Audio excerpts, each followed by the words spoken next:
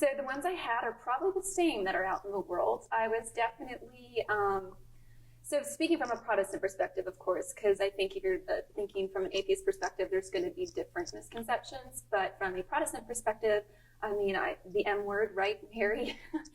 We worship Mary, Mary worshiper. I think that's like a number one. I think anyone who's Catholic, you've probably had to defend that about 1,000 times in your life. You might as well come up with your short little like snippet of how I can address this, Apologetics 101. Also, papal infallibility, a misconception of what that is and understanding the nuances of that. People like to make big blanket statements. And I have learned, particularly with, especially of Protestant denominations, there's this, it's so hard sometimes, and I talk about this a lot, when you're trying to give Catholic apologetics, it's not a simple 5-minute conversation, right? The faith is too vast and too deep to have that conversation. It's days on end. I mean, that's why RCIA is as long as it is, right? Because there's 2,000 years of church to understand. And Protestant theology, sola scriptura, I should say, I should define when I say Protestant theology, I'm talking about sola scriptura, is that theology, in my personal opinion, takes about 2 minutes to explain. And you can take a Bible verse and say, well, I'm going to debunk everything you're saying. Here's a Bible verse that's wrong. Yeah.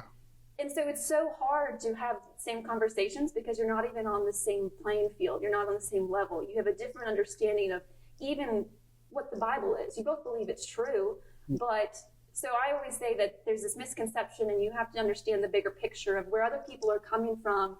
I can talk about this way too long. So one of the big questions I get from people is, how do I approach this subject with my Protestant friend? What worked for you? How does that help you? And I say, well, how do I talk to them about Mary? Well, I say, you can give them a really brief synopsis, but just know that's not going to satisfy them because they're going to give you a Bible verse that proves you wrong. And to them, that is the end all be all. You lose, they have the trump card, you're done.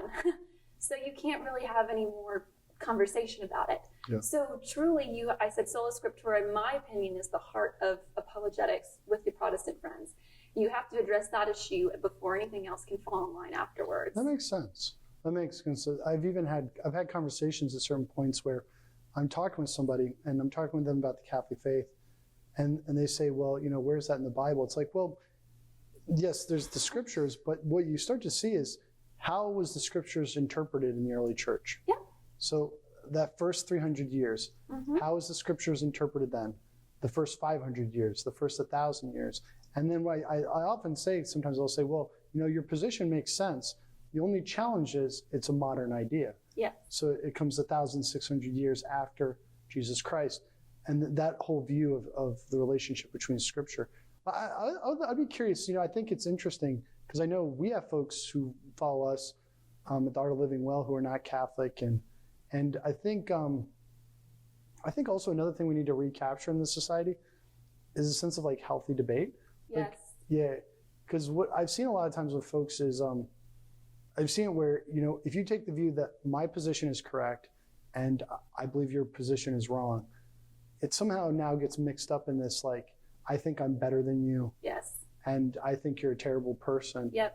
And have you encountered a bit of that? Like when... Yes.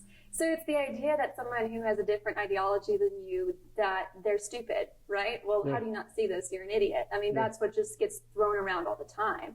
And it's these blanket statements.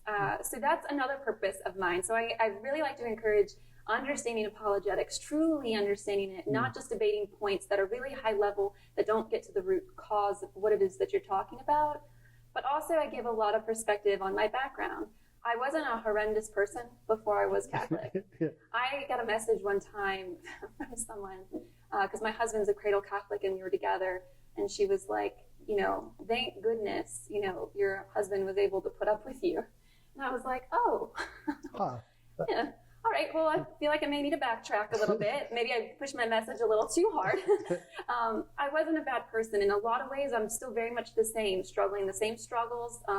A lot, and some of my beliefs are the same. I still believed in Jesus as this, was the Son of God. I believed in a lot of those core things as well.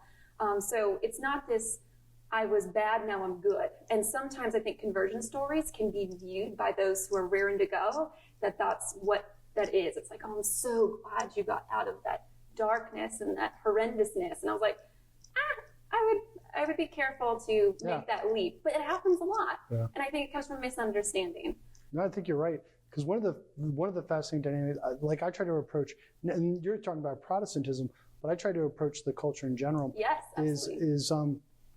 So people who are maybe there's, I call it like noble pagans. Now there was this idea in the early church that seeds of truth could be found outside of Christianity. Yes. So Aristotle, Plato, this was kind of the examples.